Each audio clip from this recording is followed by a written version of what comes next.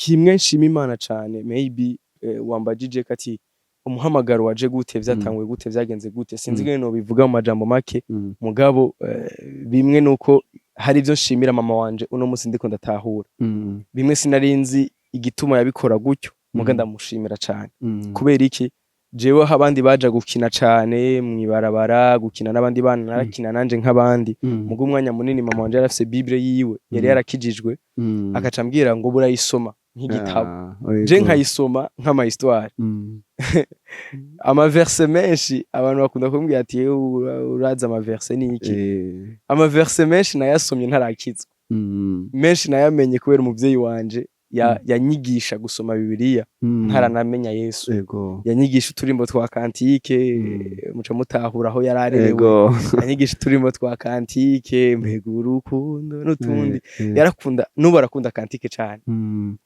birivuga ngo kumbura umugororotsi umuntu yotinyuka kumupfira kumbura umwana mwiza umuntu yotinyuka kumutangira ibintu akeneye kumbura umuntu w'intahe nziza umuntu yotinyuka kumupfira ariko acavuga ngo wewe yatweretse urukundo dukunda kuko yadupfiriye tukiri abanyavyaha Imana yahengere ca gihe ata muntu numwe yari yiteze kiciza ata muntu numwe yari yiteze kuko turonka gakiza ata muntu numwe birivuga ngo ngo mbega Betlehemu hova iciza hari ciza covayo nta kintu kimwe twitezeyo nta gakiza twiteze nta kintu kimwe twiteze twari ahantu birivuga ngo twari mu mwonga w'igitutu c'urupfu so twari ahantu ataco twiteze ciza ku Mana muri ico gihe nyene ataco twari twiteze niho yoyo yari yiteze kwidukura aho hantu so aha niho yatwerekeye urukundo rwayo cyane bakunzi ba Africa Gospel TV kuri microni Wize Cedric uyu munsi novuga ngo nongeye gutegwa iteka n'umwe amenyereye kuba ari muri kuri izi micro zacu sumutumire mushasha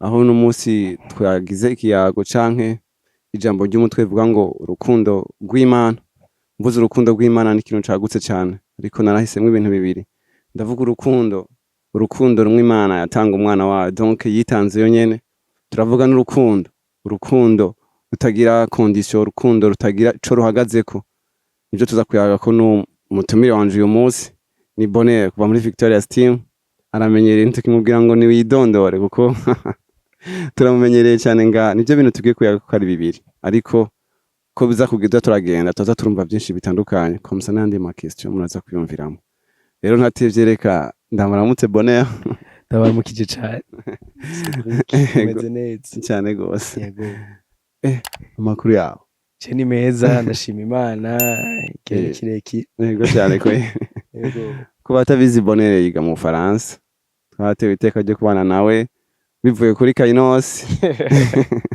ubu basigama ngo ni mzee wa Manenda Rudi rero tu ubu ngo bisi ngo indege kubwiyo ni nka bisi ukudushimira Imana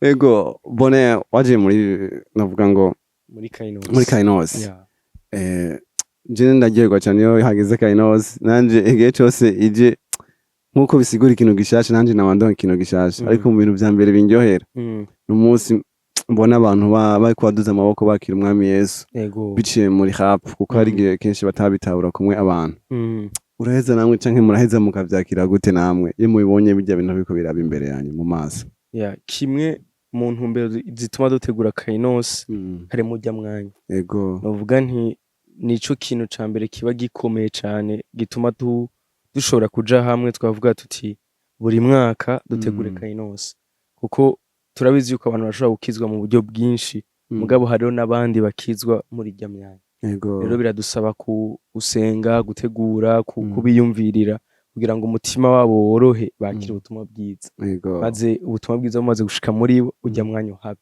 twe tuba tunezerewe cane kubona ko hari abantu baje kudushigikira mu gikorwa turakora mugabo uretse ko baje kudushigikira tukaba tubona n'abandi baje guhindukira ubuzima bwabo hajya ni ntaho idasanzwe ni ntaho ikomeye kuri twebwe ni novuga ntigikorwa gikomeye cyane kidutuma dushima Imana yego mugeze kuri edition ya 5 ubu umwaka uzanye ya 5 yaraheze yego uko Kainos iba navuze ko ari ikintu gishasha uko biri kose ugenda uriga tifuza kumenya Bonheur uko edition sigendira nigikagenda ari edition ya mbere novuga nti umuntu yarize ubwizigwa bw'Imana sinzi ko mwibuka twebwe chaque edition haba hariho indirimbo yanonsa iyo edition no kuvuga haba hariho message iza kuyanonsa ku bavyibuka edition ya mbere hariho provider to turavuga ingene Imana providing ingene Imana itanga iyerekwa ingene Imana irishigikira ingene Imana iryagura mu bikorwa bitandukanye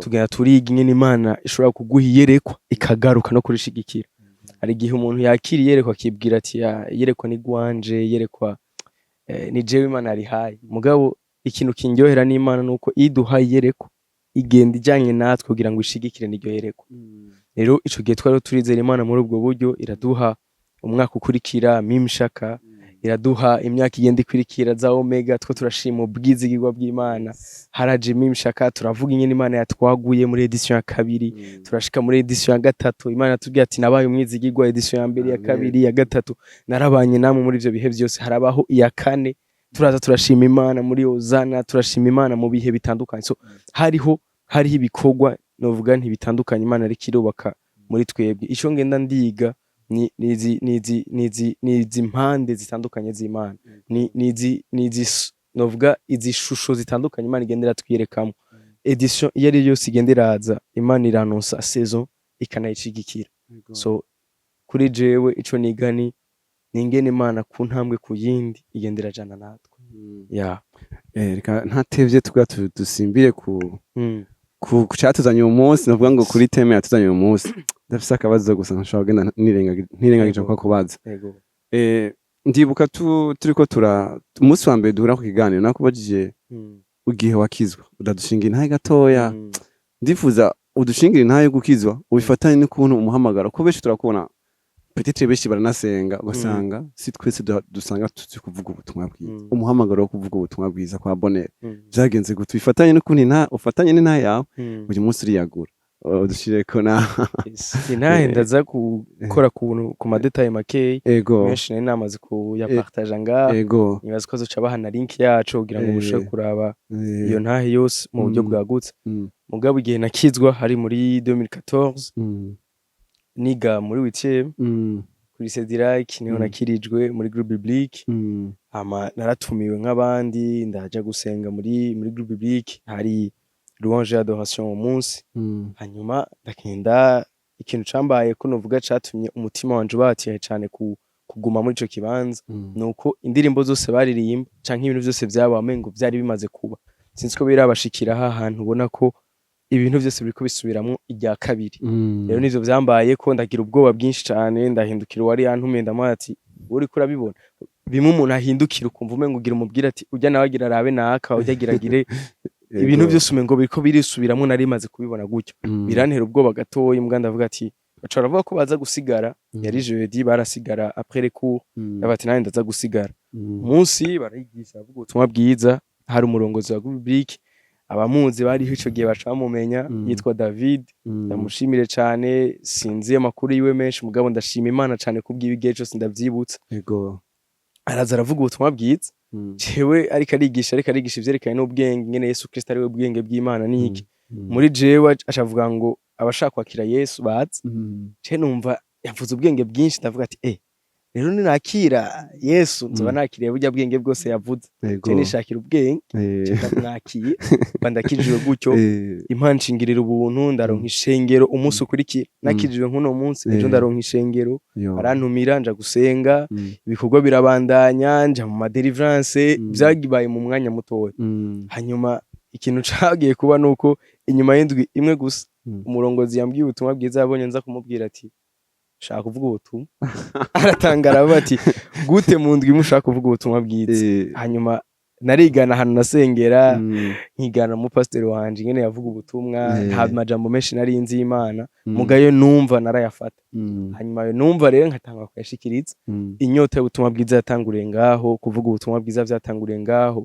vyagiye gutangura gukomera umwaka ukurikira ngiye niho nacemba mu barongozi ba groupe biblique iyo nyene nari nakirijwe muri deuxième trimestre lycée Dirac nivyo nari mu barongozi ba groupe biblique ico gihe gushika mpeza amashuri nawe ndi mu burongozi bw'ama groupe biblique yose nabayemo novuga Imana yamyishiraho inzira yo kuvuga ubutumwa bwiza ku buzima bwanje kimwe nshima Imana cane maybe wambajije kati umuhamagaro waje gute vyatanguye gute vyagenze gute sinzi ngene no bivuga mu majambo make mugabo bimwe nuko hari ivyo nshimira mama wanje uno musi ndiko ndatahura bimwe sinarinzi igituma yabikora gutyo muga ndamushimira cyane kubera iki jewe aho abandi baja gukina cane mwibarabara gukina n'abandi bana narakina nanje nk'abandi muga umwanya munini mama wanje yarafise bible yiwe yari yarakijijwe akaca ambwira ngo burayisoma nk'igitabo je nkayisoma nk'ama histoire ama verse menshi abantu bakunda kumbwira ati uraza ama verse ni iki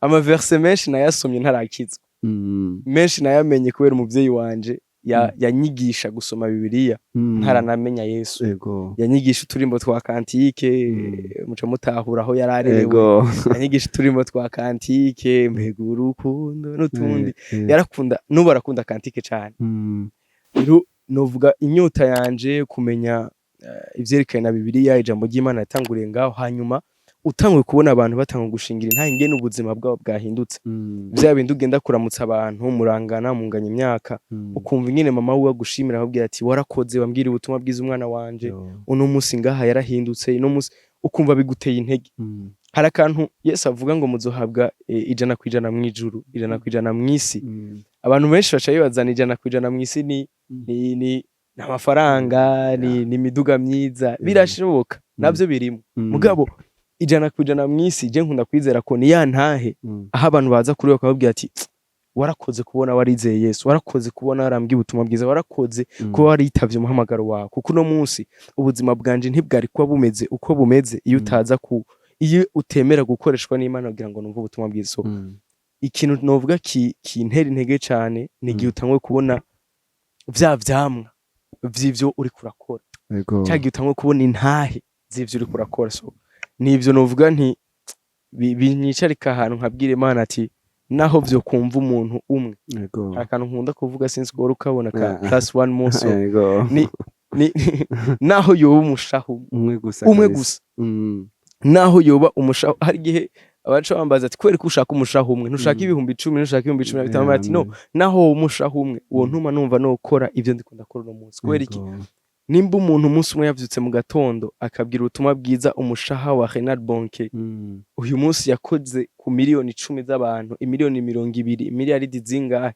z'abantu umuntu yabwiye ubutumwa bwiza bw'umushaha umwe wa Billy Graham ahantu kanaka uyu muntu no munsi akaba yarakoze kw'isi nzima uno munsi ubutumwa bwiye bukaba uyu mushaha umwe urashobora kuba waratushije isi yose wewe yavyutse mu gatondo akabwira uwo mushaha umwe gusa so for me one more so irankwiye nico gituma ntavuga ngo one so vuga one more ni yindi yiyongera ko n'undi mushaha basi umwe nimbe Imana yaraduhezagije 10 twongera uyundi umwe twongere uyundi umwe ni risengesho ryanje nizera yuko nico kintu novuga kintwara no kumva ati naho noba ndabishaka cyane ntabishaka alive I'm Christ's messenger yeah ego nanti mengo no shingina yes bashingina yeah bashingina mu minsi mike nabanye na Bonheur yes cyukuri sinobeshe aranyanspira cyane ku ma revelation yiwe igihe cyose numvije nimbaraka video kiwe ntoye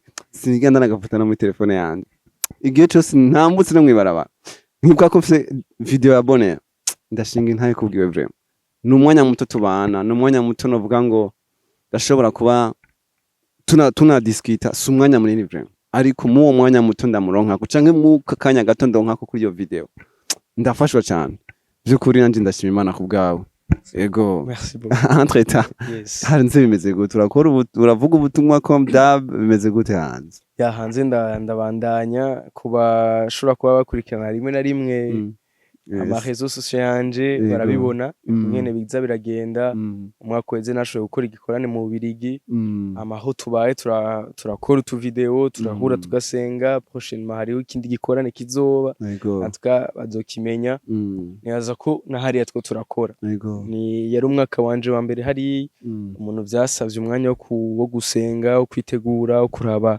ingene hari hameze ngene bakora nibindi kurondera abantu umuntu bakorana nabo kugira ngo ibikorwa bigende neza so uwo mwaka nawo maze muri ivyo nubwo hari ibikorwa bimwe bimwe nagenda akora hanyuma rero uyu mwaka nyaza ko ibikorwa ni byinshi cyane ibikorwa ni byinshi cyane ubutumwa bwiza buravugwa ku mpande zine z'isi gushika ku mpera zine z'isi amen tuko turegeza kuja kuri teme yanje 2024 iraheze turi juste asiga umunsi umwe ngo dushobore kumarira 2024 bonere yabonye gute 2024 kuri jewe ndashima Imana cyane no mwaka novuga nti nariko ndiga mu buryo bwagutse ariko ndiga ubwizigwa bw'Imana mu ingene Imana ishobora guhezagirira umuntu no mu bihugu by'abanyamahanga ingene Imana ishobora gucira inzira umuntu ahantu atarazi ko hari inzira Imana ishobora kumuzanira abantu bamushigikira ahantu atarazi ko hari umuntu n'umwe ari akaverse novuga kabaye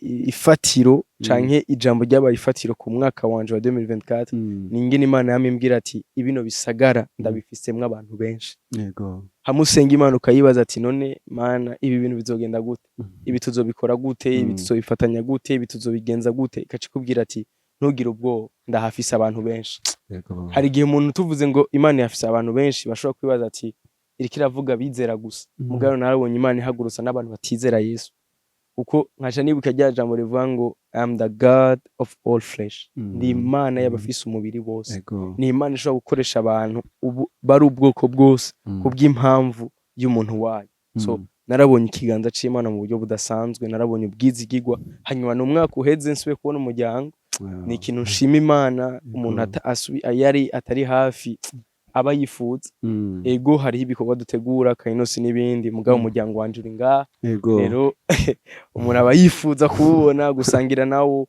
kuvugana nabo kusura kubona ivy'Imana ikirakora bamwe mu bagenzi kubona ivy'Imana ikirabakoresha kumva intahe zabo bamwe turavugana umuntu ari hariya ariko ubabonye ukabona haha Imana ikirabatwara vya bintu Imana ikirabakoresha ukumva urashima Imana cyane bavuga ko ni umwaka nshima Imana cyane ivy'Imana yakoze nkaba nkizera n'ivyibandanya gukora nkuko nako ndababwira icigwa c'uyu munsi twahisemwo ni urukundo rw'Imana nkuko nako ndabivuga urukundo rw'Imana ni ikintu cagutse ni ikintu kinini cyane uvuze urukundo rw'Imana sinzi aho twoshobora guhera ngo duheze ariko byinshi twiyumvira canke tuzirikana igihe cose n'urukundo Imana yonyene yitanze ubwayo kugira ngo dushobore kuba twebwe abo turi uyu munsi nk'ivyarimwe bishasha ariko tutarashika kure ndifuza tuma dusigura ijambo urukundo ico gisigura ntarandiriye reka nsabe umutumire wanje tugire ko ico bisigura urukundo rw'Imana two turavuga urukundo rw'Imana dushobora gusanga tubivuze mu buryo bwinshi butandukanye umwe wese wo muhakuru uvuga kuko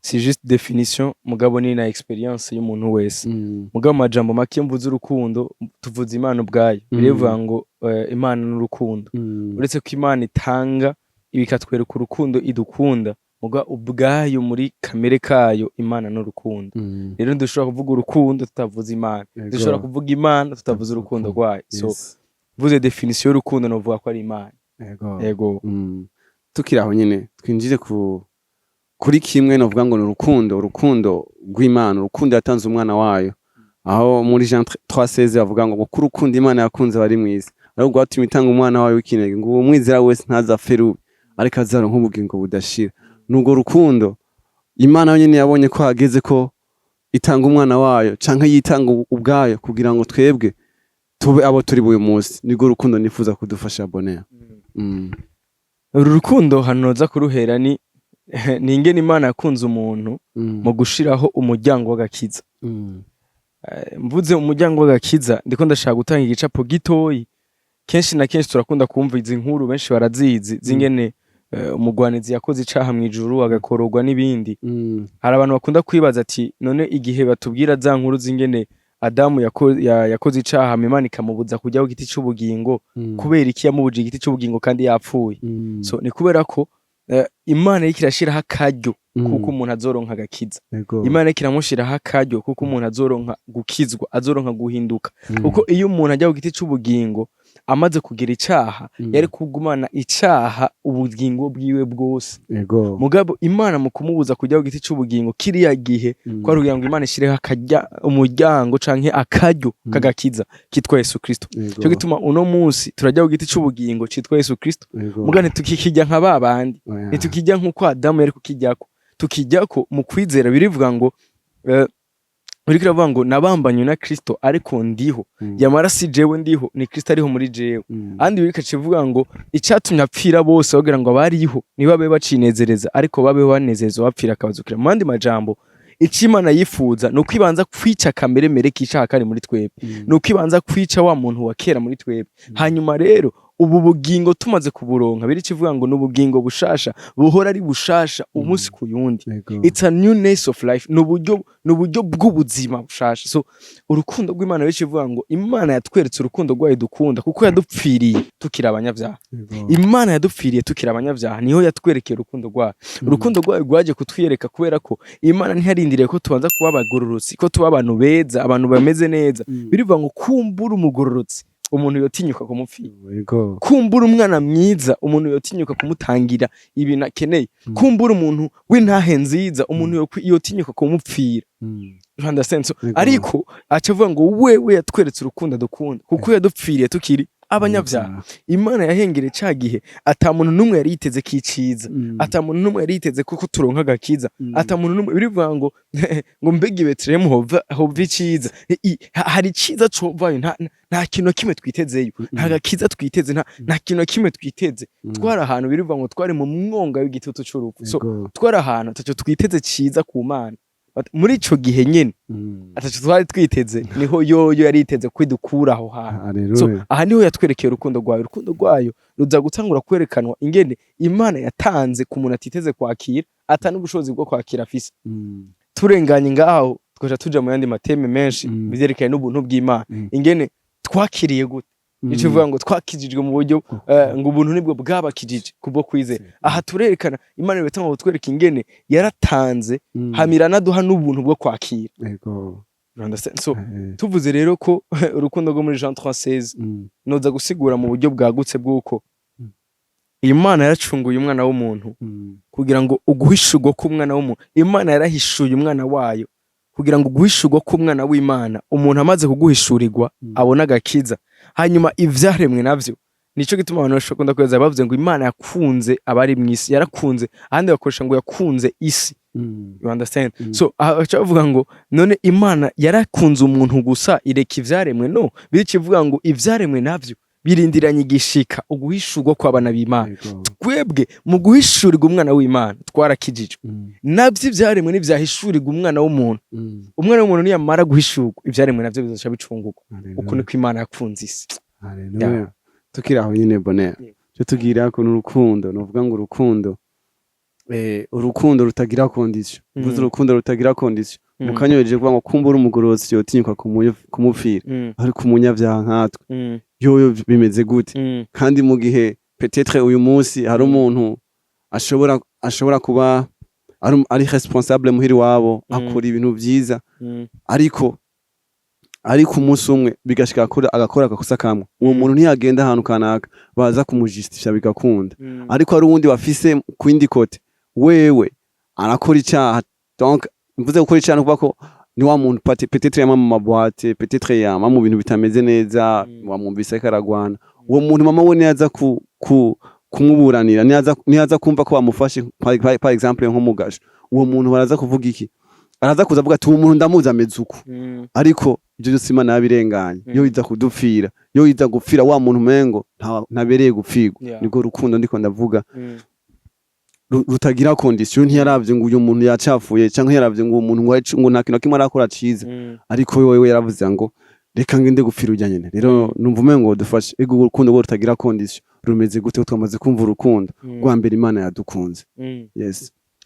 Merci beaucoup. Kibazo nyemerere nkoresha iri jambo iki gicapo gitoyi mu majambo make ca Petero na Yuda. Umwe bose bakora ivyaha mu gihe kimwe, umwe arihakana Yesu, undi aragurisha Yesu. Mugabo hari ahantu bitandukanira. Umwe ntigeze atahura urukundo rwa Yesu, uwundi nawe yaratahuye ubushobozi bw'urukundo rwa Yesu. Haleluya. Gute? Uraza kubona mu resulta y'ubuzima bwabo. Yuda aragurisha Yesu akaca akipabiliza mu mutima akicira urubanza akibwira ati no Yesu yanshiriyeho amakondisiyo naramukurikiye none ndamugurishije ndakoze ikosa ndamenje ndakoze ibintu ataranyiteze akaca aja kwiyahura. Muga mu rundi ruhande turafise umugabo witwa Petero. Petero baramubaza ariko arabona Yesu mu maso muyandi bakamubaza ati uyu mugabo mwari kumatoya ntawe nzi. Asubira bakamubaza ati uyu mugabo mwari kumatoya sinzi n'ibyo avuga. Uyu mugabo mwari kumwe inshuro zitatu. Muga ijambo ry'Imana rivuga ngo Petero yibuka ivyo Yesu yari yamubwiye. Yesu yavugira ibintu byose mu rukundo. You understand? Yesu yavuga ibintu byose yaserura urukundo rwari muri we.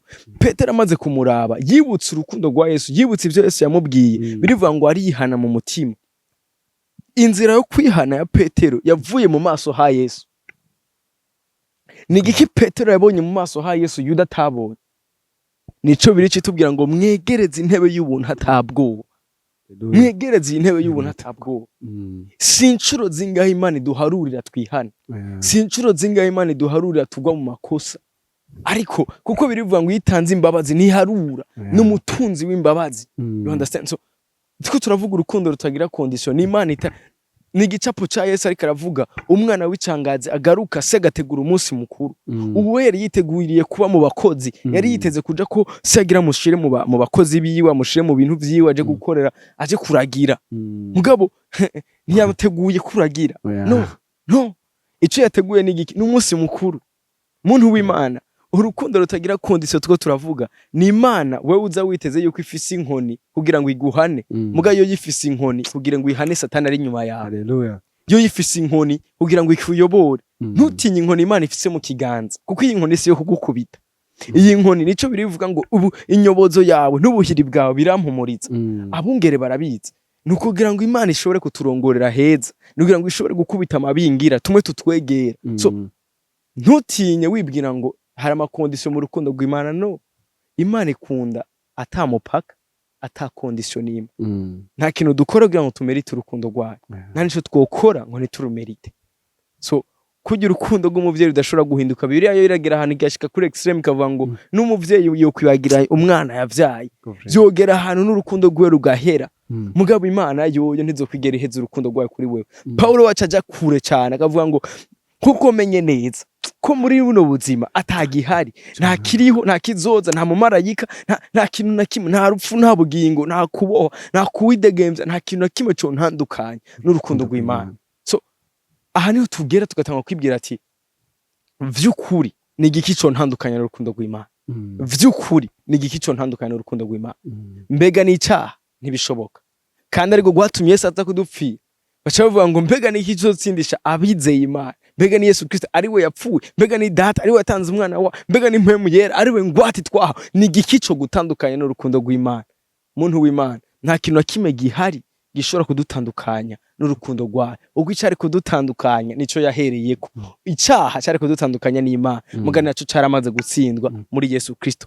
Urupfu rwari kudutandukanya n'Imana, mugabo nago yarubwiye ngo mbega warupfuwe uruboyi rwawe ruri he. So nta kintu kimwe cyo dutandukanya n'urukundo rw'Imana. Intahe yawe nihagarare mu rukundo ukunda Imana. Intahe yawe yihagarike mu rukundo utahura Imana igukunda. Ndangirize kuri kano kana. Iyo twe turagerageza kwiga ku rukundo rw'Imana, nturabire ku rugezo rwo gukunda Imana. Iga gutahura urukundo Imana igukunda, mwihishurirwa ry'Imana igukunda, ukuremo ingene nawe ukwiye kuyikunda. Uko birivuga ngo abakunda Imana byose bikoranizwa hamwe kutugirira neza. Iyo dutanguye gutahura amarevelation y'ingene Imana idukunda, tukaje dutangura gutahura ingene natwe tuyikunda, biba bitangwa kugira aho byose bikoranizwa hamwe kutugirira neza. Yes, aho nyine ribone. Yes, sindi umengo ugashimangira cyane. Ukatubwira ni gute rero umuntu akwiye gutahura urwo rukundo rw'Imana. Yes. Turavuga gutahura urukundo rw'Imana, bwa mbere turavuga gutahura kameremere k'Imana, uburyo Imana imeze, uburyo Imana yiyumviye. Urukundo rw'Imana biroroshe kurutahura. Hari intango y'ivyerekana na Yesu Kristo. Imana yatanze umwana wayo w'ikinege ku buzima bwacu. Niyo ntango y'agakiza. Niyo ntango yo gutahura urukundo rw'Imana, uko utahura yuko yapfiriye abanyabyaha kandi mubo yapfiriye nawe urimo. Mu gutahura urukundo rw'Imana tuba turi ahantu dutahura yuko ingabire y'Imana ari ubugingo budashira.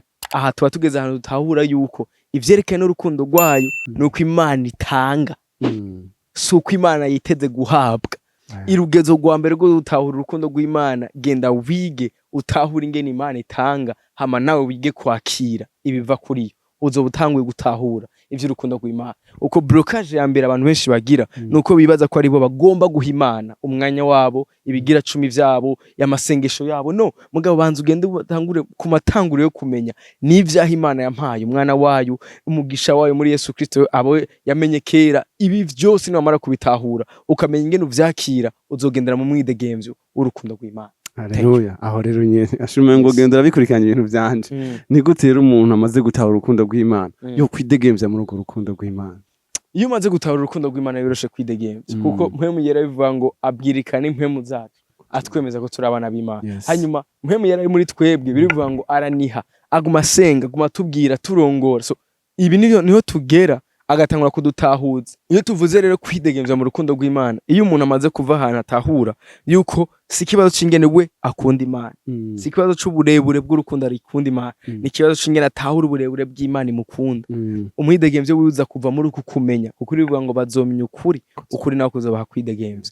Iyo umaze kumenya ingene Imana igukunda, ukamenya ugatahura ivyerekanye n'urukundo rwayo, umwidegemvyo wawe uba umaze gutangura. Amaze kumva, nibaza ko mwese bafashijwe. Nta muntu umwe ari ngaha tumvise ico urukundo rw'Imana ruvuze ku buzima bwacu. Sinumva novuga amajambo menshi, ariko ndifuza ko dushimire umutumire wacu yashoboye kuduha umwanya uyu munsi. Ndagushimiye Bonheur. Ndabashimiye cyane nanjye Cedric. Yego, nizere ko niwasaba kugaruka dusaba twakuronka umwanya biragoye. Cyane ari muhira. Yego.